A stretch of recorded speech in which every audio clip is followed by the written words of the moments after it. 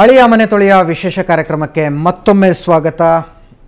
ಎಲ್ಲವನ್ನೂ ಕೊಟ್ಟು ಅಳಿಯ ಆದವನಿಗೆ ಎಲ್ಲವನ್ನೂ ಕೊಟ್ಟು ಕೊನೆಗೆ ಮಗಳು ಅಳ್ತಾ ತವರು ಮನೆಗೆ ಬರೋದನ್ನು ನೋಡೋಂಥ ಕಷ್ಟ ಬಹುಶಃ ಯಾವ ಹೆಣ್ಣೆ ಹೆತ್ತವರಿಗೂ ಬರಬಾರ್ದು.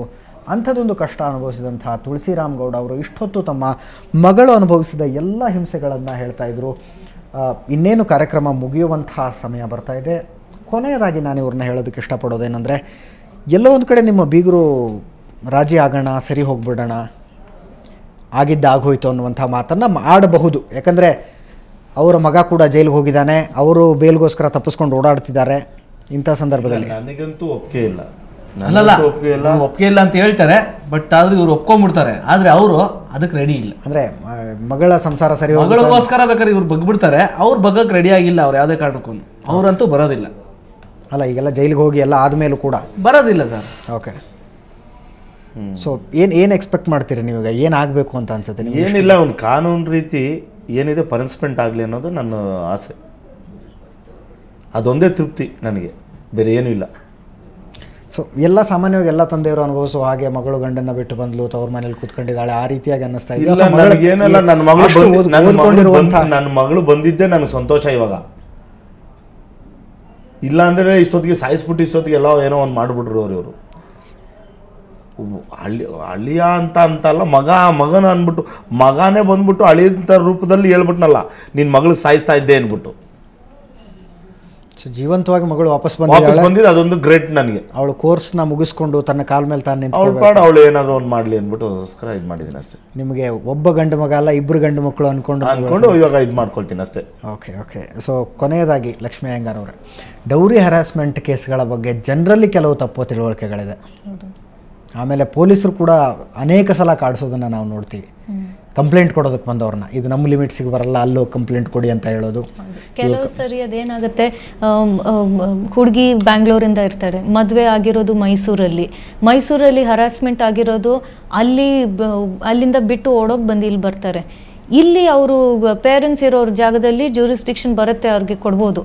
ಅವರು ಹೇಳಕ್ಕೆ ಬರೋಲ್ಲ, ಅಲ್ಲೇ ಹೋಗಿ ಮೈಸೂರಲ್ಲೇ ಆಗಿರೋದು ಅಲ್ಲೇ ಹೋಗಿ ಕೊಡಬೇಕು ಅಂತ ಹೇಳಕ್ಕೆ ಬರೋಲ್ಲ. ಸುಪ್ರೀಂ ಕೋರ್ಟ್ ಅದನ್ನು ಒಂದು ಡಿಸಿಷನ್ ಇದೆ, ಅದಾದಮೇಲೆ ಅವರು ಅದನ್ನು ಫಾಲೋ ಮಾಡಬೇಕು.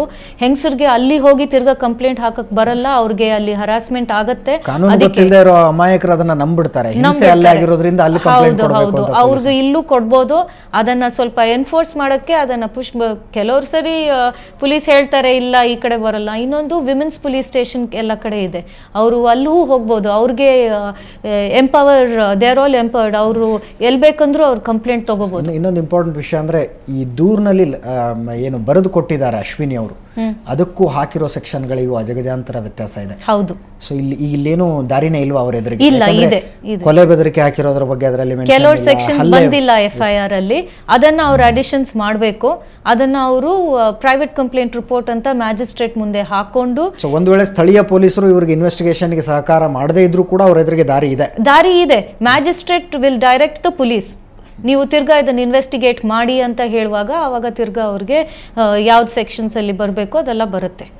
ಸೊ ಸರಿಯಾದ ಕಾನೂನಿನ ಮಾರ್ಗದರ್ಶನ ಸಿಕ್ಕರೆ ಅಶ್ವಿನಿ ಈ ಹೋರಾಟದಲ್ಲಿ ಗೆಲ್ತಾರೆ ಅಂತ ನಿಮ್ಗೆ ಅನ್ಸುತ್ತಾ? ಡೆಫಿನೆಟ್ಲಿ. Okay, thank you.